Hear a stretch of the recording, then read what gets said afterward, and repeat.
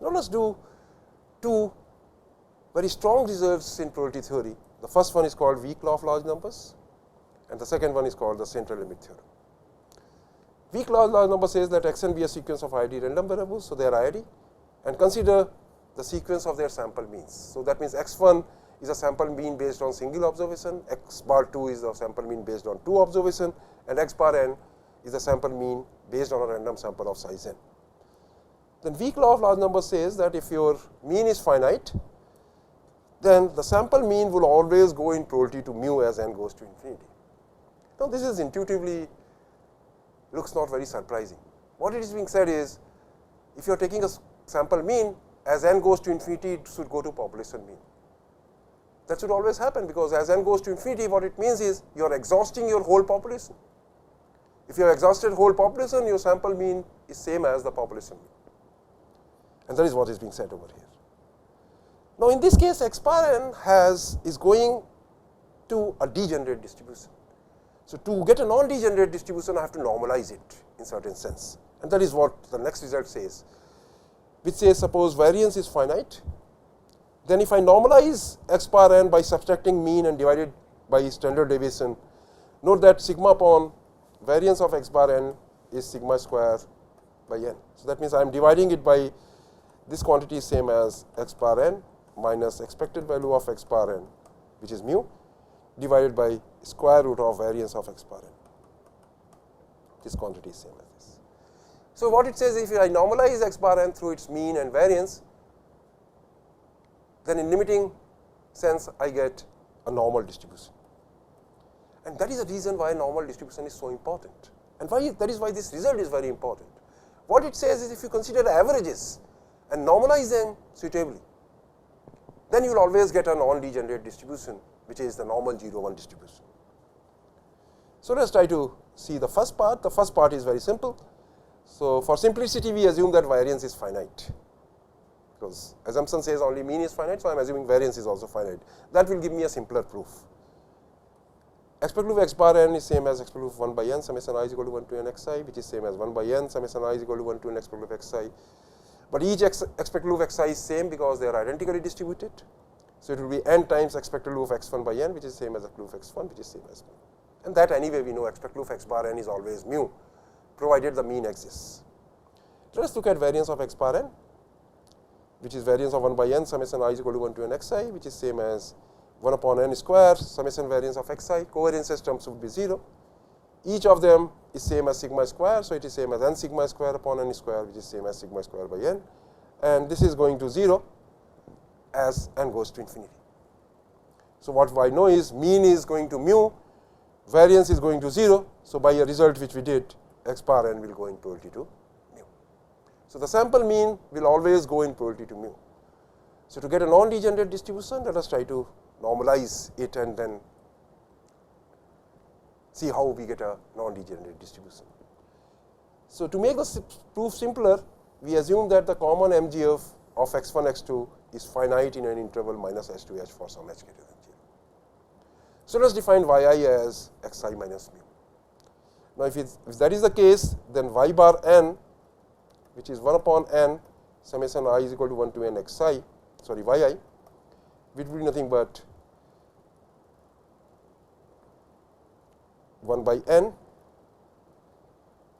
1 by sigma, 1 by n summation I is equal to 1 to n xi minus mu, which is same as x bar n minus n mu by n becomes mu by sigma.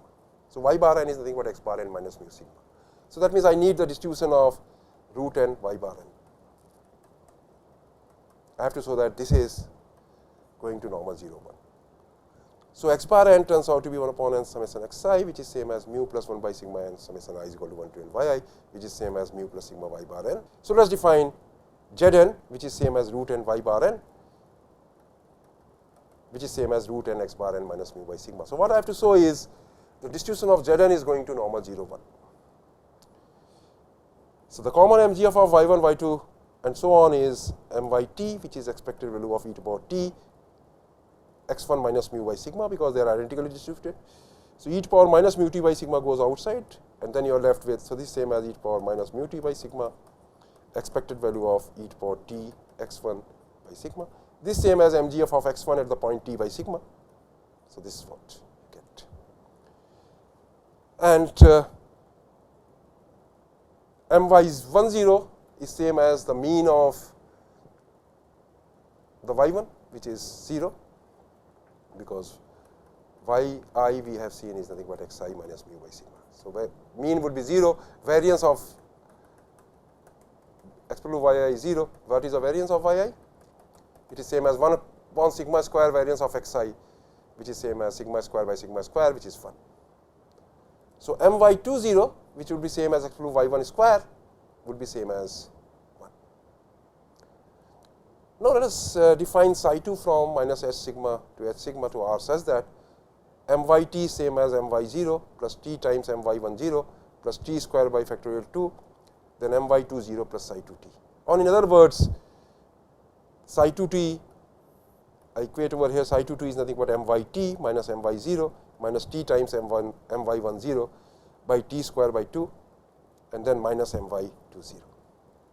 Let us try to see what happens as t goes to 0 of psi 2t. So, limit t going to 0 psi 2t is nothing but limit t going to 0 of this. Limit t going to 0 of my0 minus my0 is 0. This is also 0. This is also 0. So, it is a 0 by 0 form. So, I apply the L'Hopital rule. This same as limit at t going to 0. Derivative of this, which is m by t. Derivative of this is 0. Then derivative of this with respect to t, which is my10, divided by derivative of t square by 2, which is same as t. And this remains as it is.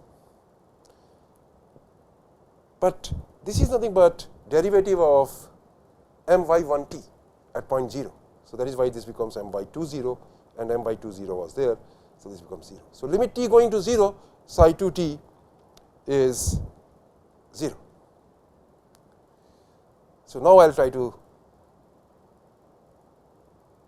see the mgf of Zn, which is this quantity. So, mZn t is expected value of t by root n summation I is equal to 1 to n vi. Yi's are independent because yi is nothing but xi minus mu by sigma. Since xi's were independent, yi's are independent. So, the same as product I is equal to 1 to n myit, but each myi has the same mgf, which is myt by root n. So, this becomes myt by root n to power n. This we have seen is same as my0 plus t times my10 plus t square by 2. So, that is the way we define psi 2t. So, how much is this? my10 is 0, my0 is 1.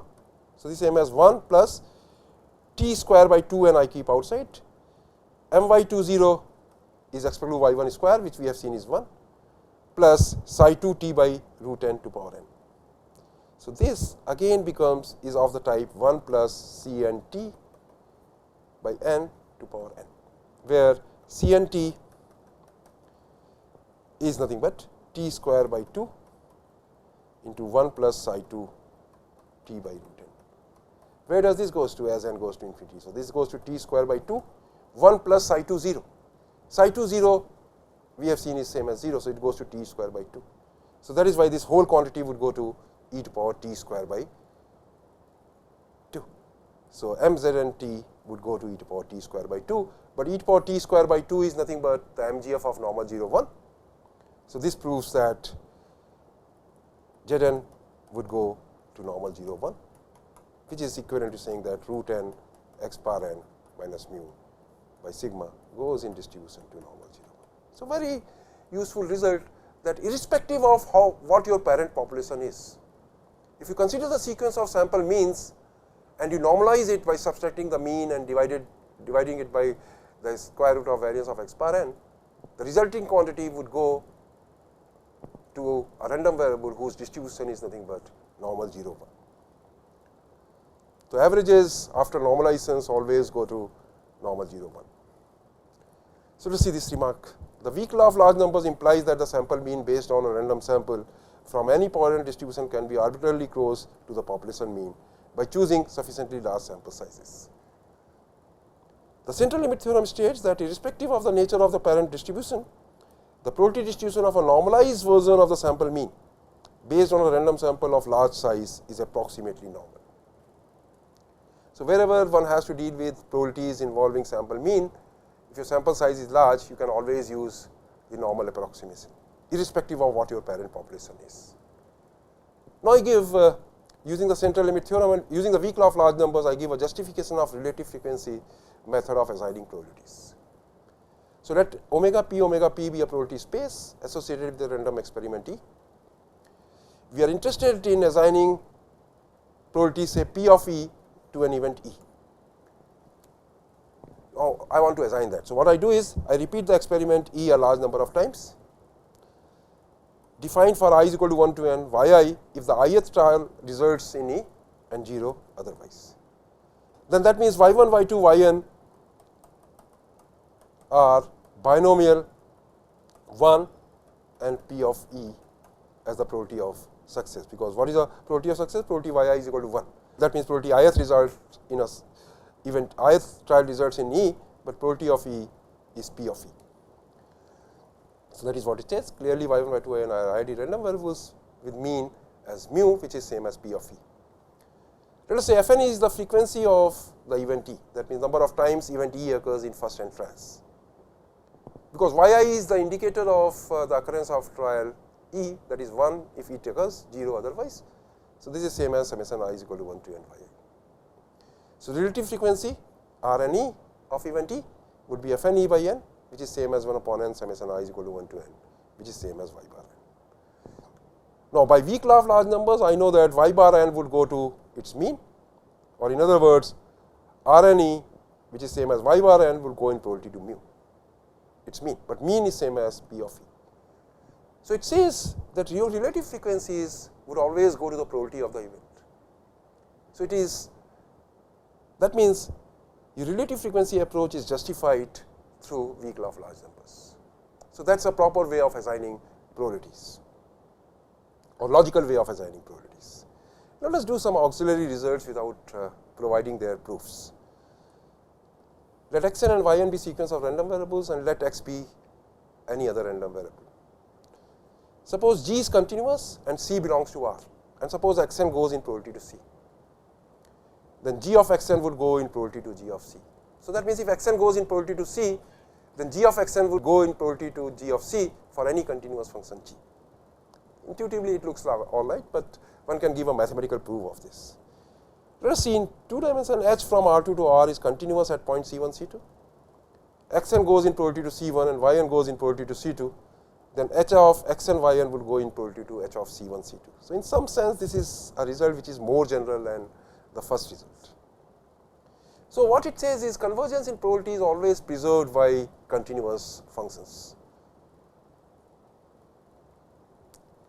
Now, in R1, if G is continuous on Sx and xn goes in distribution to x, then continuous functions also preserve the convergence in distribution. So, that means xn goes in distribution to x, then g of xn would always go in distribution to g of x as long as g is continuous. Such a thing does not happen in R2, it happens under milder conditions. So, suppose H is from R2 to R is continuous on D, which is collection of all those xp such that x belongs to Sx, and suppose xn goes in distribution to x and the second one is going in probability to B. Then H of xn yn would go in distribution to H of xn b. So, here so if one of them is going to a degenerate random variable and H is continuous, then still the convergence in distribution is preserved. That is what is being said over here.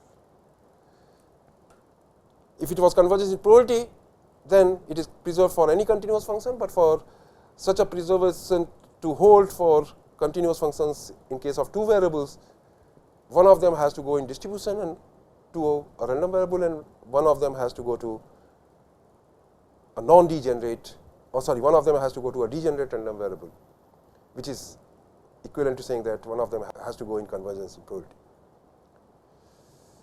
Let us try to see how central limit theorem is a more powerful result than the weak law of large numbers.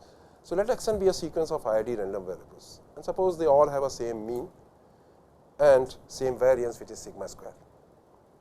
The central limit theorem says that root n x bar n minus mu by sigma goes in distribution to normal 0, 1.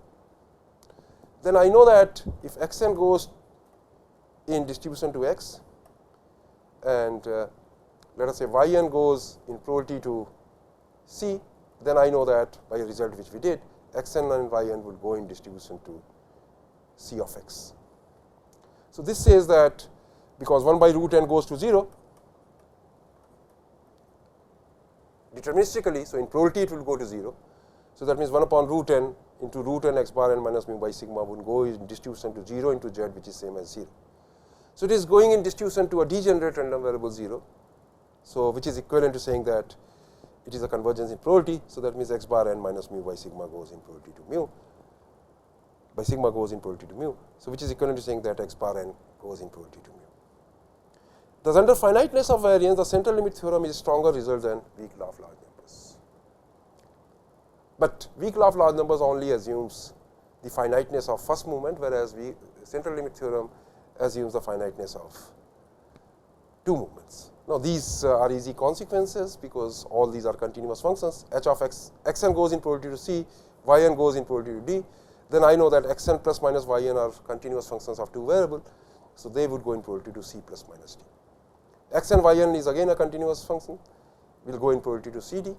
Xn by yn will go in probability to c by d, provided d is not equal to 0, which is being given to you.